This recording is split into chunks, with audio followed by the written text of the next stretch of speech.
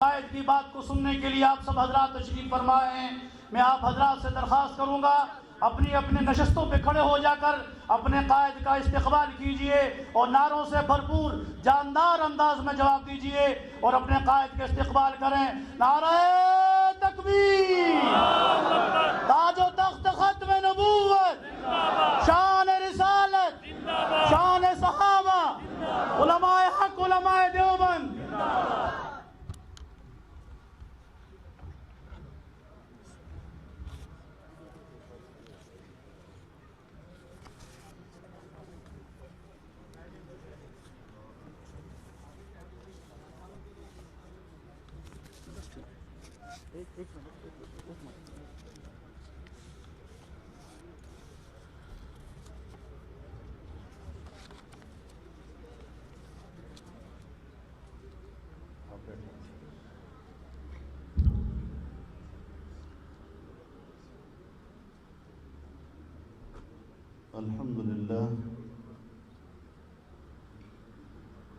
الحمد لله وكفى وسلام على عباده الذين اصطفى لا سيما على سيد الرسل وخاتم الأنبياء وعلى آله وصحبه ومن بهديه مهتدى. أما بعد فأعوذ بالله من الشيطان الرجيم. بسم الله الرحمن الرحيم. يا أيها الذين آمنوا إن تطيعوا الذين كفروا يردوكم على أعقابكم فتنقلبوا خاسرين بل الله مولاكم وهو خير الناصرين. صدق الله العظيم.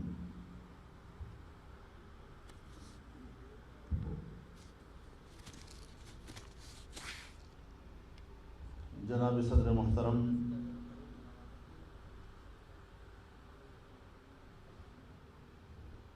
آزاد جموں و کشمیر کی جمعیت علماء اسلام کے تمام ذمہ دار ساتھیوں، میرے بزرگوں، بھائیوں،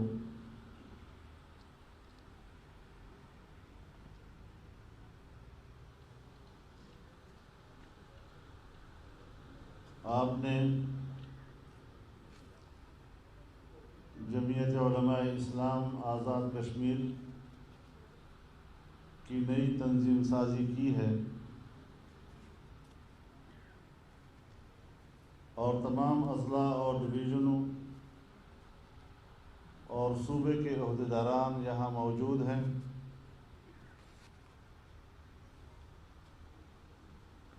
میں آپ تمام حضرات کو مبارکباد پیش کرتا ہوں.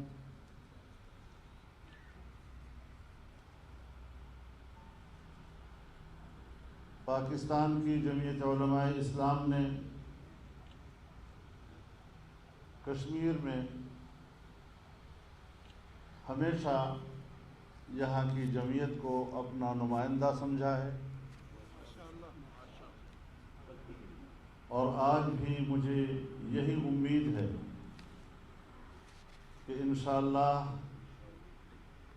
جس طرح ہمارا ماضی ایک ہے اس طرح ہمارا مستقبل بھی ایک ہے.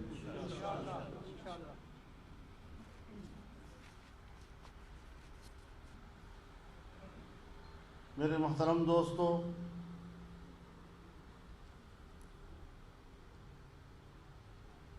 حضرت مولانا سعید یوسف صاحب نے اپنے گفتگو میں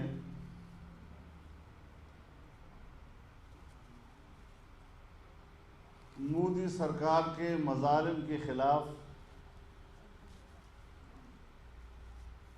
پاکستان کے عمران خان سے شکوہ کیا کہ انہوں نے کوئی سفارتکاری کا فرض سر انجام نہیں دیا ہے. انہیں معلوم ہونا چاہیے کہ دنیا میں کچھ لوگ ایک کیٹیگری کے ہوتے ہیں. عالمی سطح پر ٹرمپ ہمارا عمران خان اور انڈیا کا مودی یہ ایک ہی کیٹیگری کے لوگ ہیں. یہ توقع رکھنا کہ وہ ان کا محاسبہ کریں گے، یہ تاریخ کے وہ مجرم ہیں کہ جنہوں نے کشمیر کو انڈیا کے حوالے کیا اور یہ کشمیر فروش اب مگرمچھ کے آنسو بھی بہا رہے ہیں.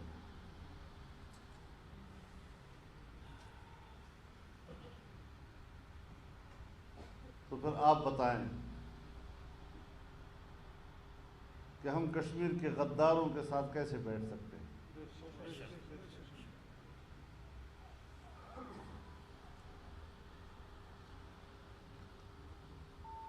کشمیر پر ہمارا موقف ہمیشہ بڑا واضح رہا.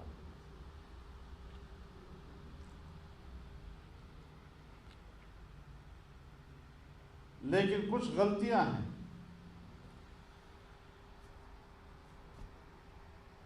جو ریاستی سطح پر ہم سے ہوئی.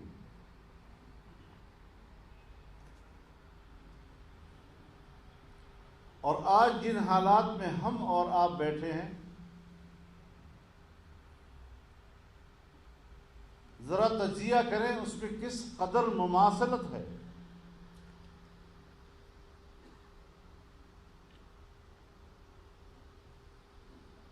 ہمارے ہاں فاٹا کو دستوری لحاظ سے ایک خصوصی حیثیت حاصل تھی، اس کا اپنا ایک اسپیشل سٹیٹس تھا. انڈیا میں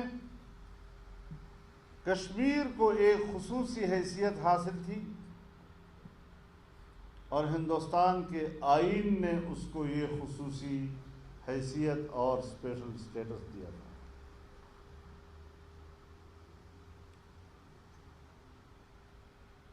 آرٹیکل 247 کے تحت پاکستان کے آئین نے فاٹا کو خصوصی حیثیت دی اور انڈین کانسٹیٹیوشن کے آرٹیکل 370 کے تحت ہندوستان کی یونین نے کشمیر کو ایک خصوصی حیثیت دی.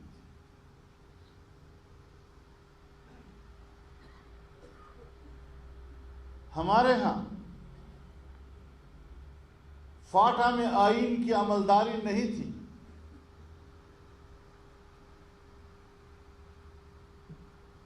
وہاں کشمیر میں انڈیا کے آئین کی عملداری نہیں تھی.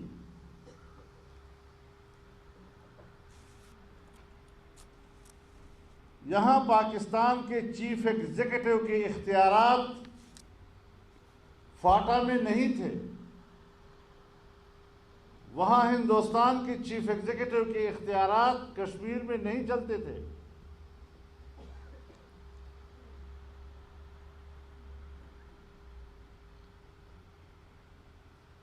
یہاں پر صدر مملکت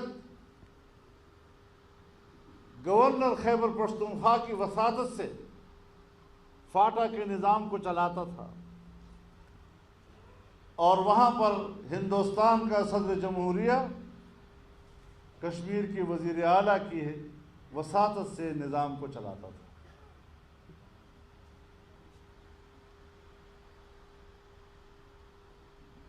تو یہ ہم نے کیا، وہ انہوں نے کیا.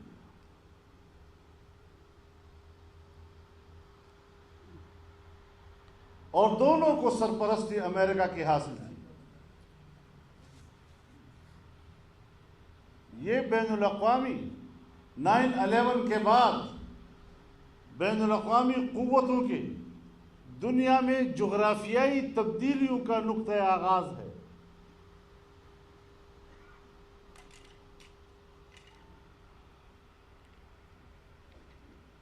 اب ہمارے پاس ایک ہی عنوان رہ گیا ہے کہ کشمیر بھی انسانی حقوق پامال ہو رہے ہیں. ہمیں اس پر بات کرنی چاہیے. انسانی حقوق کا مسئلہ ہر جگہ وہاں پر ہے تو ہمارے ہاں بھی. فرق صرف اتنا ہے کہ ہم وہاں پر ریاست کو دہشت گرد کہتے ہیں اور یہاں پاکستان میں قبائلیوں کو دہشت گرد کہتے ہیں۔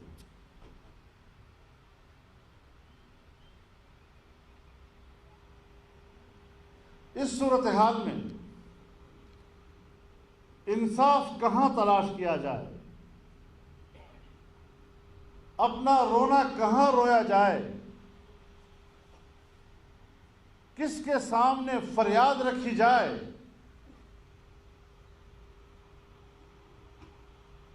میں کس کے ہاتھ پہ اپنا لہو تلاش کروں؟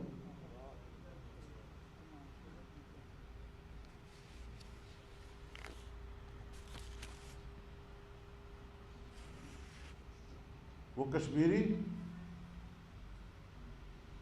جو آنے والے مستقبل میں اپنی آزادی کا خواب دیکھ رہے تھے،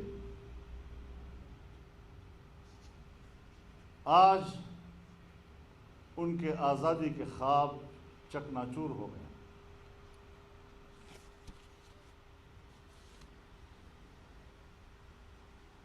اور ہم اس جرم میں شریک ہیں کہ ہم نے کشمیریوں کو مایوسیوں کی تاریکیوں کی طرف دھکیل دیا۔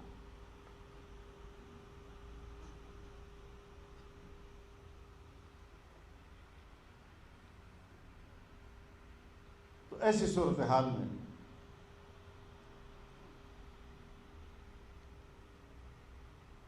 آپ نے بھی، ہم سب نے بھی اثر نو سوچنا ہے۔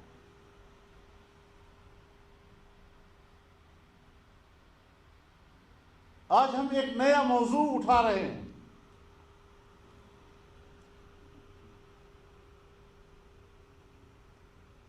کہ گلگت بلتستان کو پاکستان کا 5واں صوبہ بنا دیا جائے۔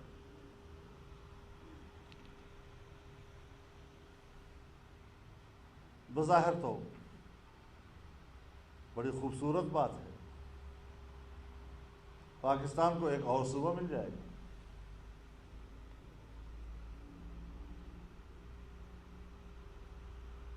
لیکن 72 سال سے کشمیر پر پاکستان کے اصولی موقف کا کیا بنے گا؟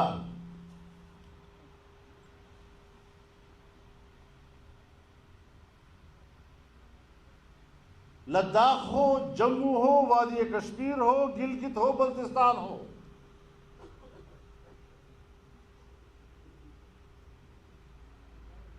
ہم نے اقوام متحدہ میں جو کشمیر کے نقشے داخل کیے ہیں، آپ اپنے ہی داخل کیے ہوئے ان نقشوں کا کیا کریں گے جس میں گلگت بلتستان کو آل جموں و کشمیر کا حصہ قرار دیا گیا ہے؟ اور یہاں آپ کے آزاد کشمیر کے ہائی کورٹ نے فیصلہ کیا تھا کہ گلگت بلتستان آزاد جموں و کشمیر کا حصہ ہے، جس کے خلاف اپیل ہوئی آپ ہی کی سپریم کورٹ میں، اور سپریم کورٹ نے کہا نہیں، یہ آل جموں و کشمیر کا حصہ ہے۔ اس سارے پس منظر کو سامنے رکھتے ہوئے اگر ہم اس طرح کی کوئی قدم اٹھانے کو جا رہے ہیں تو پھر ہندوستان اور پاکستان کے موقف میں فرق کیا ہوگا؟ یہ تو ہندوستان کہتا ہے کہ کشمیر ہمارا اٹوٹ انگ ہے، ہمارا انٹیگرل پارٹ ہے۔ پاکستان کہتا ہے کہ نہیں، یہ متنازع علاقہ ہے، ڈسپیوٹڈ ٹیریٹری ہے، اور اس کا فیصلہ کشمیریوں نے کرنا ہے۔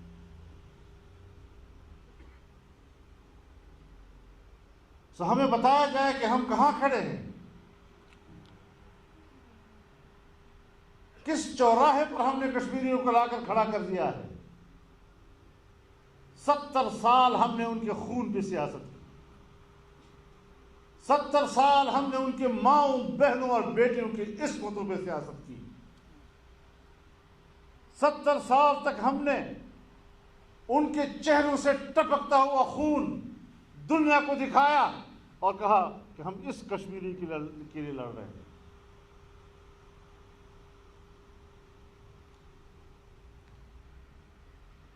اب ان حالات میں حقائق بیان کرنا بھی جرم ہے.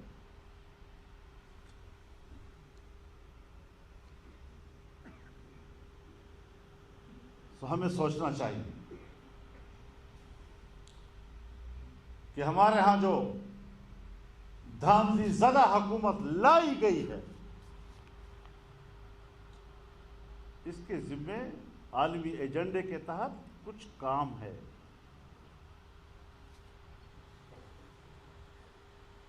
وہی اسے پورا کرنا ہے.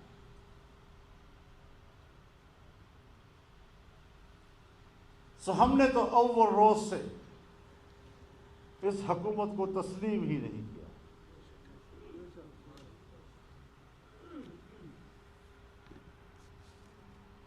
یہ دھاندلی کی پیداوار حکومت، اور یہ بھی نہیں کہ جس نے دھاندلی کرائی ہے اس کے بارے میں ہم کوئی ڈاواڈول ہے اس کا نام نہیں لے سکتے. ڈنکی کی چوٹ کہتے ہیں تم نے دھاندلی کی.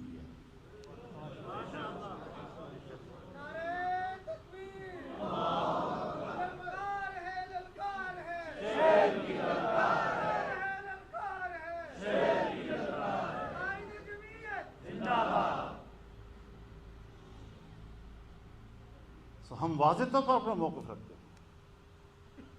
یہ دن تو گزر جائیں گے، آنے والی تاریخ تو لکھے گی کچھ. ہم آنے والی نسلوں کے سامنے شرمندہ نہیں ہونا چاہتے.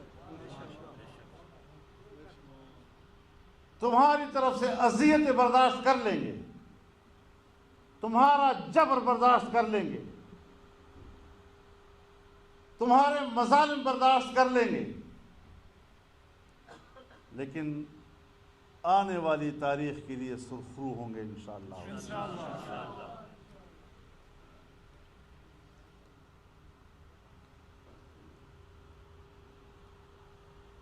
میرے محترم دوستو،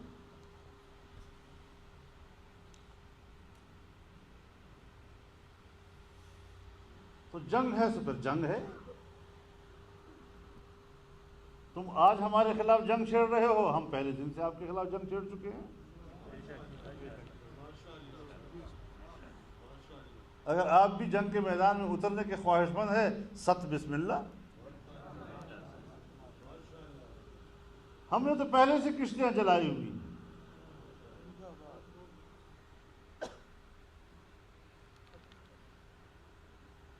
علماء کرام آپ کو بتانا چاہتا ہوں، قیامت کے روز جب اٹھو، کم از کم اپنے اکابرین کے سامنے شرمندہ ہو کر نہ اٹھا کرو.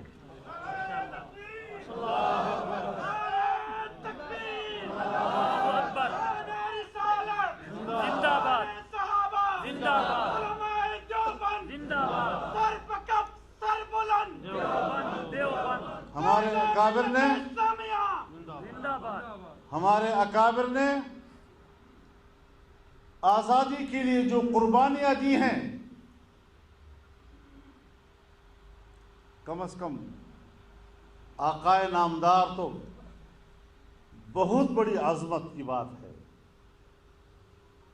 کم از کم حضرت شیخ الہند کے سامنے منہ دکھانے تو قابل ہو جاؤ.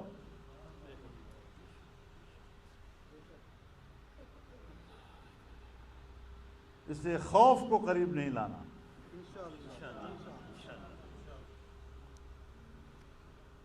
ہم نے لڑنا ہے انشاءاللہ، جرأت کے ساتھ لڑنا ہے اور ان پر ثابت کرنا ہے کہ تمہاری یہ گیدڑ بھبکیاں کام نہیں آ سکیں گی. ہمارے قدم بڑھاؤ، ہم تمہارے ساتھ ہیں. ہمارے قدم بڑھاؤ، ہم تمہارے ساتھ. نعرہ تکبیر، اللہ اکبر. تو میرے محترم دوستو،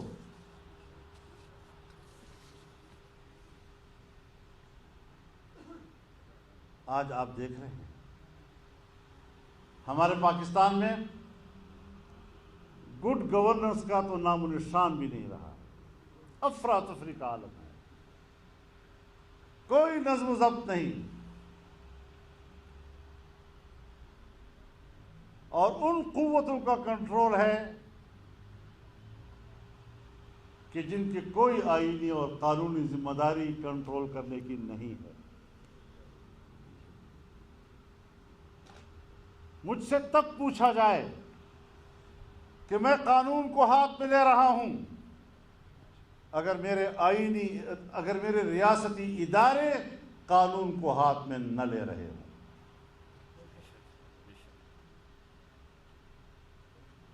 وہ آئین کو معطل کرتے ہیں، ان کے ہاتھوں آئین مفلوج ہو جاتا ہے،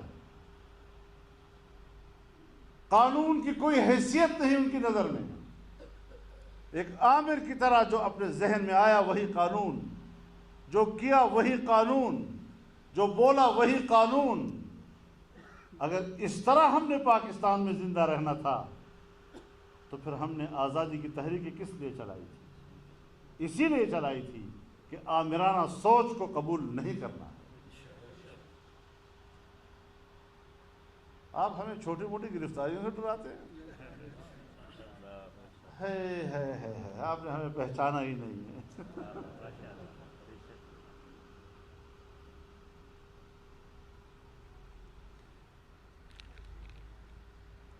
ہمیں نہ آزمایا کرو،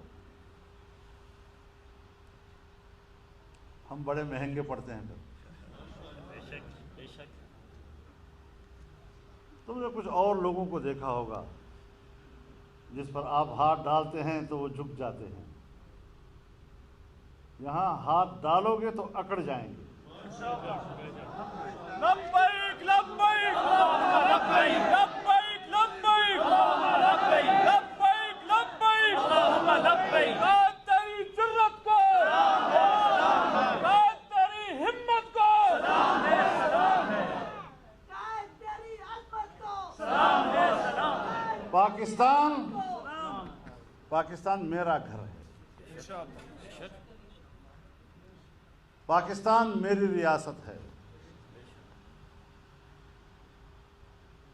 میں تمہیں پاکستان کا وارث نہیں سمجھتا، تم امریکہ کے کٹ پتلی ہو اور میں آزادی منش ایک انسان ہوں۔ تو ایسی صورتحال میں سوچ سمجھ کر آگے بڑھو۔ ہم لڑائی نہیں چاہتے، ہم پرامن شہری ہیں، لیکن اگر آپ ہمیں یہ کہلوانا چاہتے ہیں کہ ناحق کو حق کہہ دو ورنہ پھر تم مجرم، خدا کی قسم یہ جرم تو کرتے رہیں، انشاءاللہ یہ جرم ہوتا رہے۔ تم ناحق کو ہم پر مسلط کرو اور ہم اس کو تسلیم کر لیں، اور پھر ہمیں کس سے ڈراتے ہیں پتہ ہے؟ آج کل ایوب خان کے زمانے میں ایک قانون ہوتا تھا، اس کو DPR کہتے تھے، ڈیفینس آف پاکستان رولز۔ وہاں بھی تو مقدمہ ہی درج ہوتا تھا نا، کوئی بہانہ بنا کر جیل میں ڈال دیا۔ بھٹو صاحب کے زمانے میں تو گرفتاریاں ہوتی تھیں نا، تو وہاں بھی تو کوئی قانون ہوتا تھا۔ پبلک کے سامنے تو اس طرح شو کرتے تھے کہ انہوں نے فلاں قانون کی خلاف ورزی کی، اور پھر ریاست حرکت میں آئی، اور پھر اس کے خلاف FIR درج ہوا اور فلاں گرفتار ہو گیا۔ ضیاء الحق صاحب کے زمانے میں تو ہم جیلوں میں تھے، وہاں بھی تو کوئی قانون کا سہارا لے کر ہی ہمیں گرفتار کیا جاتا تھا نا۔ تو ہم وہاں پر گھبرائے ہیں کبھی؟ ہم نے ان کے قانون کو بھی ظلم کہا، ہم ان کے جیلوں کو بھی قبول کیا، لیکن ان کے قانون کو قبول نہیں کیا۔ آج کل ہمارے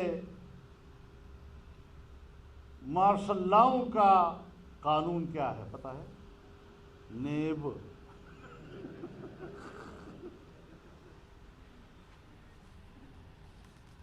تو جس طرح ہم نے اس زمانے میں جبر کے قانون کو تسلیم نہیں کیا، ہم نے آج بھی تمہارے نیب کو تسلیم نہیں کیا۔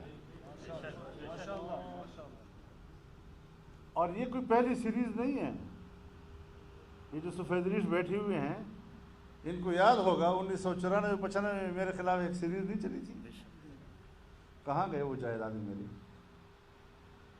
میں اگر مطالبہ کروں کہ وہ جائیدادیں تو مجھے دے دو جو اپنے اس زمانے میں میرے پیچھے لکھی تھی، اور آج بھی میں چھوڑوں گا نہیں۔ ان کو توڑ تک پہنچاؤں گا، گھر تک پہنچاؤں گا. للکار ہے، للکار ہے، نعرہ تکبیر، سر بکف سر بلند. میں میڈیا چینل کو بھی کہنا چاہتا ہوں، میڈیا پرسنز کو بھی کہنا چاہتا ہوں، اینکرز کو بھی کہنا چاہتا ہوں کہ اس گدلے پانی میں ہاتھ نہ ڈالو، اپنا منہ گندا کرو. تمہیں کسی سے واسطہ نہیں پڑا تھا. تمہارا کام، ریاست کا کام یہ ہے کہ وہ شہریوں کی کردار کشی کرے. تو پھر ہم سے توقع مت رکھے کہ وہ میری کردار کشی کریں گے اور میں اس کا احترام کروں گا. اب پھر کیا کریں گے وہ؟ پھر اسمبلی سے قانون پاس کریں گے، ہماری بے احترامی کرنا، اس کا اتنی سزا ہوگی اور اتنی سزا ہوگی. تم قابل احترام ہوتے اس کردار سے تو تم قانون سازی کراتے. جب پہلے لوگ آپ کی احترام کرتے تھے اس وقت قانون موجود تھا. سیاستدانوں کو پکڑا جا رہا ہے، جیلوں میں ٹھوسا جا رہا ہے نیب کے وساطت سے. یہ شکر ہے کہ ہم نے اول دن سے مانا ہی نہیں. جب آئین پر نظر ثانی ہو رہی تھی میں چیخ رہا تھا اس کمیٹی میں کہ اس نیب کو ختم کرو، یہ مشرف کا ادارہ ہے، یہ ایک ڈکٹیٹر کا ادارہ ہے. ہماری نہیں مانی گئی. اب بیچارہ شہباز شریف صاحب بھی جیل میں ہے، اس کا بیٹا بھی جیل میں ہے، اس کا بھائی بھی باہر ہے، پیپلز پارٹی والوں کا بھی یہی حال ہے. تو اس قسم کی چیزوں پر ہم ان گرفتاریوں کو بھی ایک سیاسی ہتھ کنڈا اور حربہ سمجھتے ہیں. اگر شرعی عدالت قائم ہوتی ہے تو پھر تو فوراً سوال اٹھتا ہے متوازی عدالتیں ملک میں قائم ہو گئی. لیکن جب نیب کا ادارہ بنے گا تو وہ متوازی عدالت نہیں ہے جس کو تم نے صرف سیاستدانوں کی کردار کشی اور حزبی اختلاف کو دبانے کے لیے بنایا ہے، جس کا کام ہی یہی ہے. تو پھر اس سے ہم تو نہیں ڈریں گے انشاءاللہ. ہم تو ایک ایک کا حساب لیں گے اب انشاءاللہ. اس طرح نہیں ہے کہ ہم اس طرح ملک میں غلام بن کر رہ رہے ہیں. ہم نے جس گھاٹ سے پانی پیا ہے وہ غلامی کو قبول نہیں کر سکتے. میں ریاست میں ایک آزاد شہری کی حیثیت سے اور محترم کی حیثیت سے زندہ رہنا چاہتا ہوں، اور بخدا بڑے بڑے عہدوں پر فائز لوگ، بڑے بڑے رینکوں والوں سے بھی اپنے آپ کو محترم سمجھتا ہوں.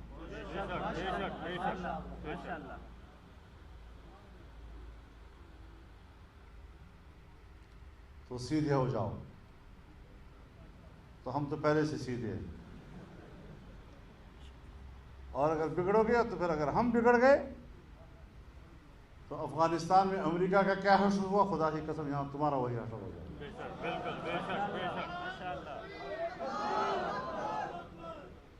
انہوں نے تو بندوق سے جنگ لڑی نا، تو ہم تو بندوق سے بھی جنگ نہیں لڑیں گے.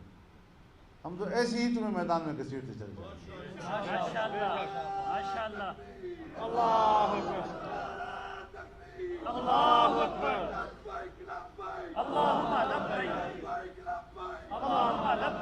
آپ مجھے بتائیں میرے دوستوں کہ یہ جو ابھی FATF کے تحت قانون سازی ہوئی ہے